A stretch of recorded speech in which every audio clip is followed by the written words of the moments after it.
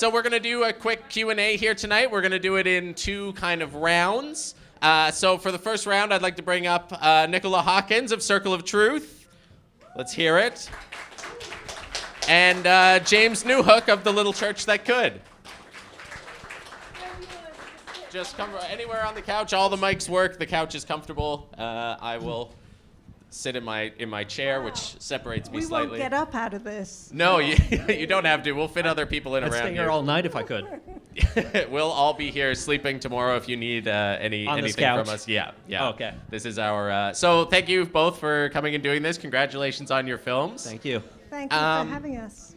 First, I'll just start it off. How did these films come together for you? What was the process or the thought process starting out, and how did the process go for creating them? Would you like to go first, or?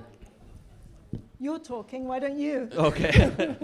So I'm originally from Placentia, which is where the church is located, and I was halfway through my course. I did the digital filmmaking program at the College of North Atlantic in Stephenville. And for one of our final assignments, we had to make a final film, which is also being shown here on Friday, but I had to make a documentary. So I come from a history background. I worked at the museum that's out in Placentia that was also shown in the documentary. And I'm a big lover of history. I understand that there is a lot of nuances to it. You got to approach it in certain ways to adapt to different people to help them understand. So it's my way of kind of giving back because I've been involved with that building for a long time. My father's in the documentary, so he's explained very well about the importance of it, and as my way of promoting it and sharing history with the world in my own unique way. Great, thank you. And Nicola, same question. Tell me the question again. How did the film come to be? Right. Well, I lived with the gentleman in the film, and COVID came along, so we're pretty isolated anyway, living together. And I was becoming interested in film, and I bought myself a camera, and I wanted to make a film that I could do and explore filmmaking. So I gave myself a year, and about 6 months was learning how to take the lens, the cap off, and switch on the camera. And over that year, I just had to taught myself, basically. Yes, and clearly you've figured it out. You've figured it out. You've done quite well. You have a few films in the festival this year, so congratulations. None of the others, though, I shot. Well, I shot some footage in them. That's not true. Yeah. I guess I did figure it out. Yeah, you figured it out. You did great. These are both essentially two documentaries, but very different styles in the two. How did you develop the styles of each of your own documentaries? That's a very good question. I feel mine is a little more straightforward, where I approached it from a historical standpoint. I needed to understand how to convey the history of the building, because there's so much more history than I could even put into that documentary. And that's one of the things, is that if I can make you a little curious as to, I never knew that, or I wonder what else is about it, that's the beauty of history. And that's kind of the main idea I was trying to get by with the documentary, is that, history is incredible, and it just needs to be presented in a great way. And there's no better way to present it than with a film. So that was kind of what was going through my mind the whole time. And I just was in constant communication with my instructors and also people in the documentary to make sure I did a good job of representing the building very well. And I'm very proud of it. And I hope the town of Placentia is too. Great. And was there any? How did you go about? I know it was a lot of learning with using the camera in that, but was there? What kind of thought did you put into creating your style? I was most interested in capturing the movement of Andy's body. He is my husband. I'm very interested in how people move. And I kind of wanted him to be anonymous and the movement to be the most apparent thing. And that was the movement of his body in relation to the movement through the year of the natural world, and the movement of life and death, and copulating Caitlin in between. Great, that's gorgeous. Thank you. And am I right? Are you also a choreographer? Is that? Yes. Yes. Well, I had a career in Boston, USA, as a choreographer. Yeah. Was there much choreographing your husband? Were you No kind of leading the way or no just letting it way. happen? Yeah. Okay.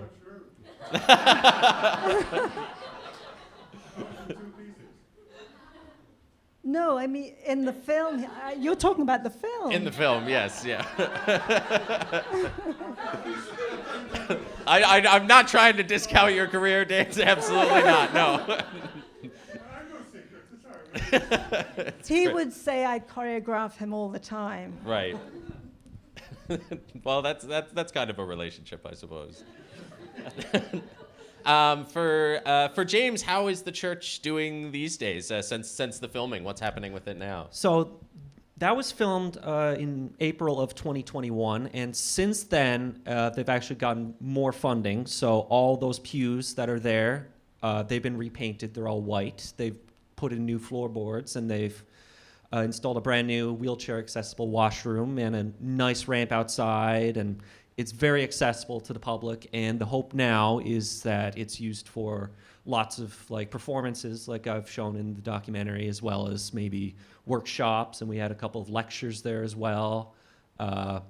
So it's really turned around now, I'd say. Like, obviously they want to maintain a lot of the same structures and elements of it, because the building itself is historical and you wouldn't want to change too much about it, but it's got a brand new fresh coat of paint, theoretically anyway. So very happy about that, and I'm just glad to promote it, I suppose, because now there's more ways to include that building into the town of Placentia, because for the longest time no one even knew it existed, because like they said, it's a Catholic town and an Anglican building. So now that it's opened up, it allows for so many more things. Great, yeah. Well, hopefully it continues to grow. For Nicola, the sound and the music is really central to this film. Can you talk a bit about how that came together? Was it film first and then music, or did you have the music in mind and kind of built the film? Usually I work the other way around, but it was film first and then sound and music. I'm not sure whether Adam's in the room. He was in the house earlier, but Adam Foreign was the composer and sound designer. And at that time, he was my neighbor. So we had a bubble and went down to the beach and took the microphone, did some recordings. It worked really nicely. And Adam has, or had at that time, a big library of sounds that he had recorded before I started filming. So, and I really wanted a lot of natural sound incorporated with the music. So Great, yeah. it was really fun working with Adam. He's great. Yeah, that's a very I'm convenient. My COVID bubble was not that productive. We did not get near as much done. Well, I'll get one last question, and this is to both of you. What is it about tradition and the connections between people and places, people and the places they live, that made you want to explore those ideas on screen? So, well, life and death is a very long tradition. Yeah. And that's really what the film is about for me, is life and death.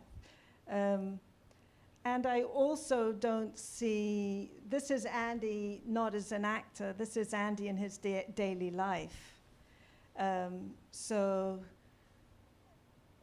I think being self-sufficient or trying to be is a a very current and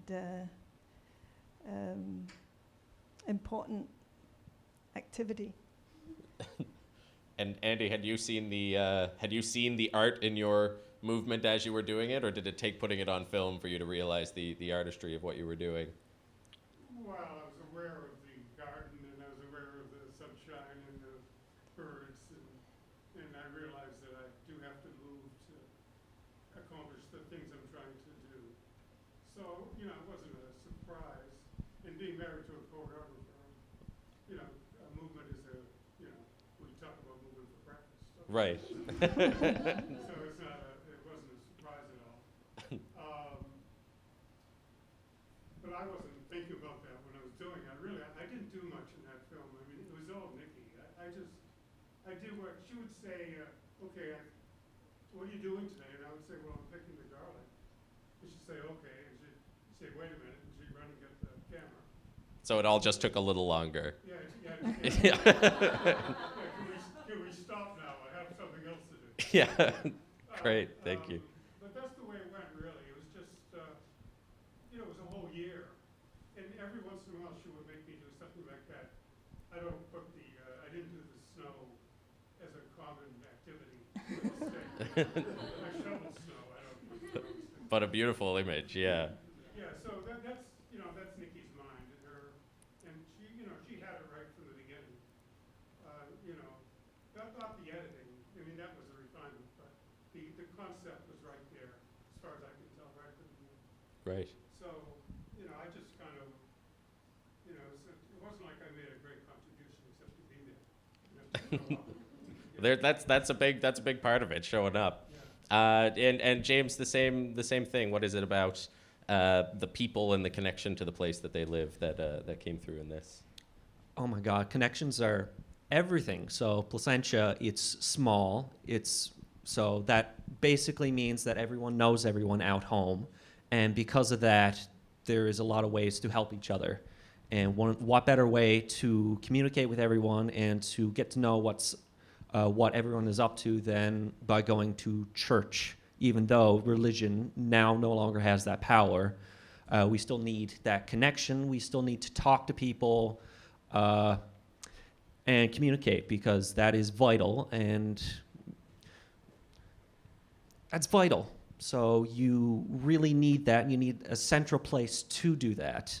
And for the longest time, St. Luke's couldn't do that because most people would have gone to the Catholic Church. But nowadays, not as many people are going to church anymore, but we still need some place to connect, some place to get together. That's still very, very important, just as important as history itself. So I'm glad now that the building has that brand new life to it, and that I can document it, because it's a hidden gem and it is a vital part of Newfoundland history.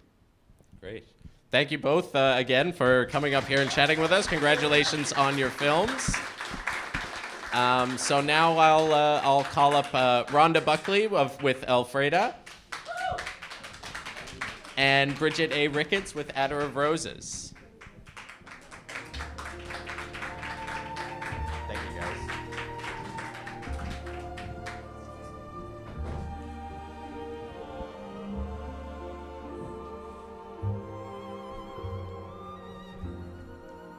Thank you for coming. Thank you. Yeah, so congratulations again on the films. Fantastic. I hope they were received as well as you were hoping. I'll start. How did these films come together for you? Where did they sort of start? Where was the seed for these films? For sure, I'll go through that. I'm not married to a Capeland fisherman. You might have gotten that tone in my film. And I will say the inspiration for the film, but I just want to quickly say and thank my 5 actors, because it was a very complicated dialogue-driven script, and it wasn't very filmic in nature. So I want to thank Aoife Alba, Ebony Fairmont, Maudlin Longjohn, Miranda MacDonald, and Niamh Mulroney. And so they really had a lot of great faith in me to do this. It's not, it's hard to explain, but I'm sure you could tell there was a lot of speaking in my film, and some of it was academic based, and so we didn't do a huge amount of rehearsal time, and so I just want to say I was extremely grateful for them to get on board. But briefly, in terms of how I was inspired to do this film, there is the story Alfreda from Harbor Grace, and it is true that perhaps one of the only facts that somewhat exists is that she was murdered, and 50 years later, the constable confessed on his deathbed. I came across, well, I didn't just come across, I knew it existed, the article in the Express newspaper that fully described the description of her death.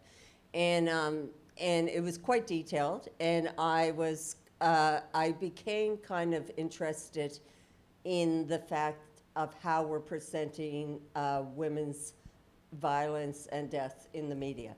And, you know, I think in some recent years we've seen some graphic images when we portray that and otherwise.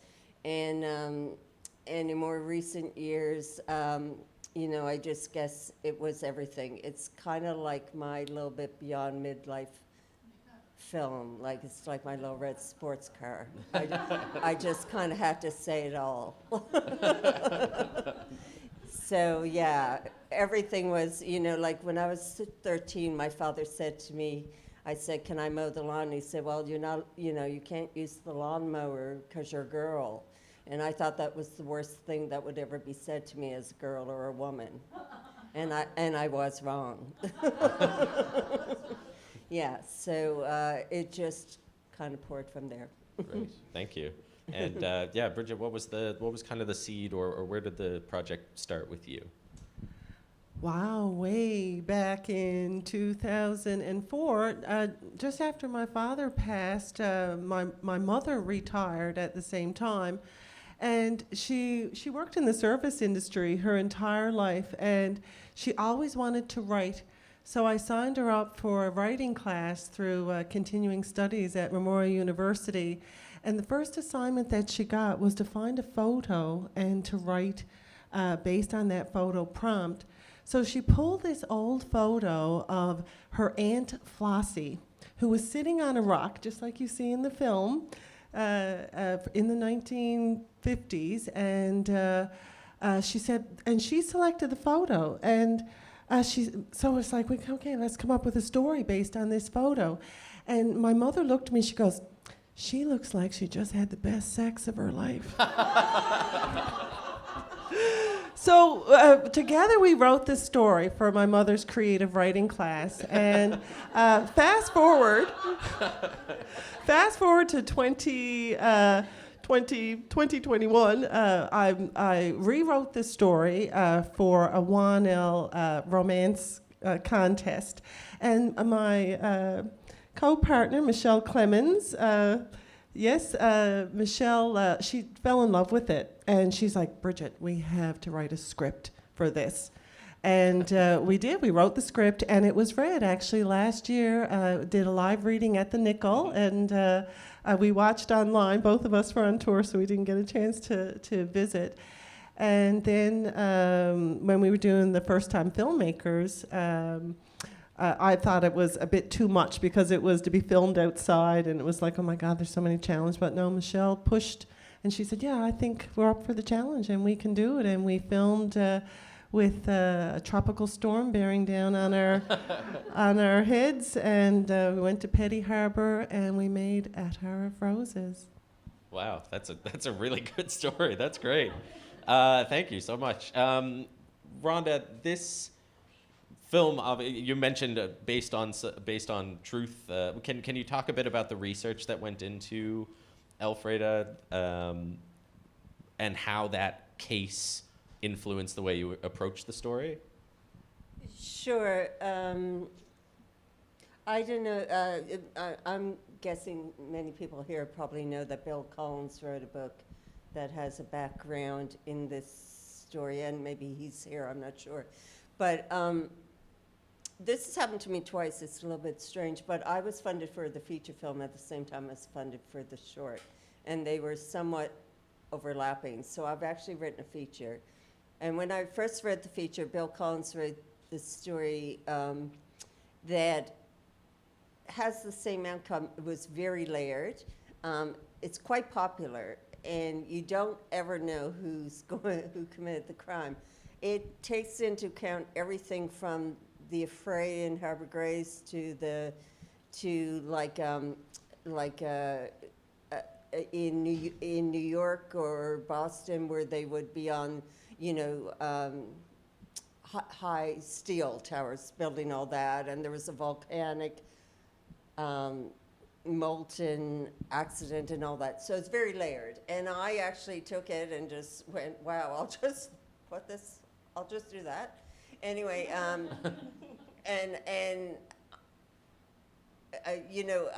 I kind of knew it was not the story I was ever going to tell.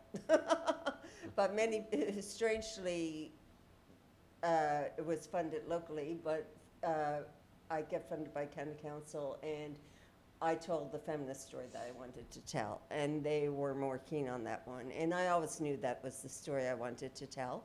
So I did that kind of research. We're the only story that was told.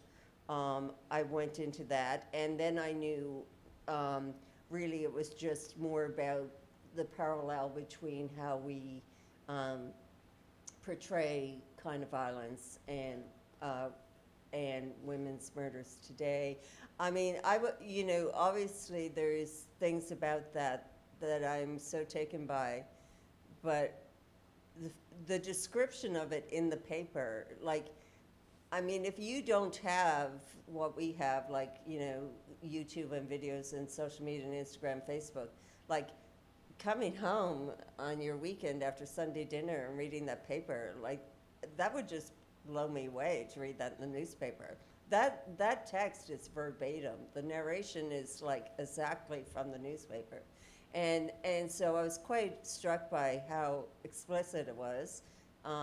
Including right to, the innuendo that she was a good she was a churchgoer and all, from a good family. Like, the research, I didn't think about it at the time, but I guess it was fairly layered, and it does seem to happen that way anytime you approach a project, I guess, yeah. Seemed very organic, like there was just so much in the story that you just continued to dive into. Yeah, like I will write 100 pages to find out I don't want to do that version. It's just what I do. Bridget, this was a NIFCO first-time film project, but you're no stranger to challenges and short, very low-budget filmmaking. Can you talk about the transition from challenges to first-time filmmaker? What was the process like?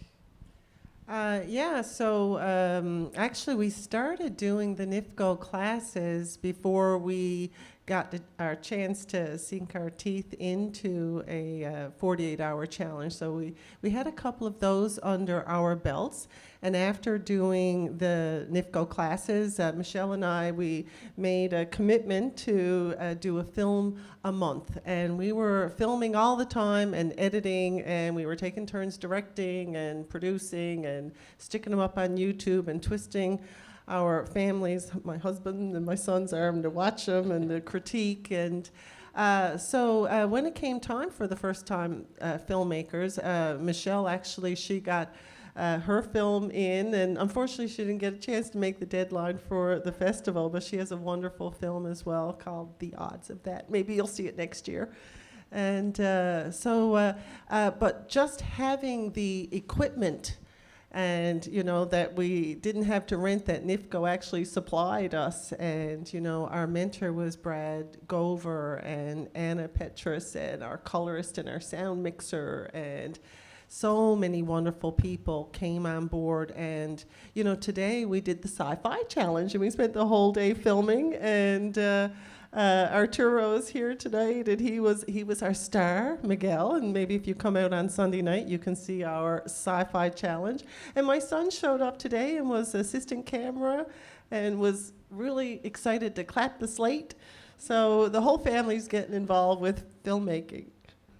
That's great, and yeah, as you mentioned, a lot of first-time films you don't go outside. So obviously, you've managed to bring some great skill into this to be able to get those to get such an impressive film out of a single day of shooting.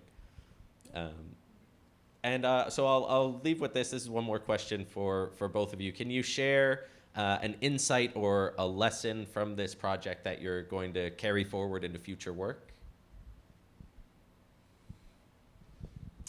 Wow. I'm not sure. I'm thinking I shouldn't really supermit this, but you had another filmmaker here earlier who did. This film has not been accepted at a lot of festivals. And I'm trying to balance out why that is, and I have I went to art school when I was 22, and I went, at that time when critique was really heavy, so, somebody would isolate you on your own and say directly why your work was wrong. Oh, wow. And so I don't shy away from critique, and so I'm comfortable with that. I'm kind of placing why it did not kind of resonate with some people. And one of your other filmmakers had a voiceover, which I can't really describe this film accurately, except for it was about, some of it was about the Holocaust and his grandfather, but it was dramatically told very well. Like, to be fair, that film did not necessarily need this voice, but there was something really interesting about the way he described. He was like a logistic person, describing the scenes of the film and being a director's voice in it. And I did have my cinematographer say to me, your own voice need, I said, Duncan, what's going on? My feminist cinematographer, Duncan. And I said, what's going on? He works with me quite a bit. And he said, I think it needs to have your actual voice in around it. And so I've thought about that. It won't happen probably for most of my other films because I've written several feature films since. But I have been introduced with the idea that another woman's voice will go as a through line through some of my features, or one of them in particular. So I'm just working through it. I do like to layer films, like Super 8 film, dramatic, and then, and different voices. So perhaps I just need to get more layered with them. It's hard to tell. Okay, thank you. And yeah, Bridget, any lessons or insights you're going to carry forward into future projects?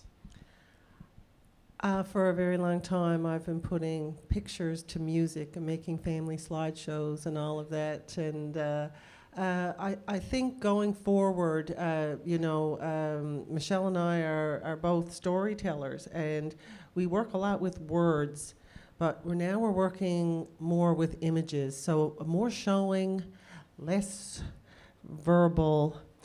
And something really quick that I even said to all of the actors that were volunteering today, I said, everyone put your name on the paper and sign up and put the spelling that you want me to put in the credits, because I had to go back at least 10 times and fix the credits and add our roses because of various mistakes. So yeah, get the credits right the first time.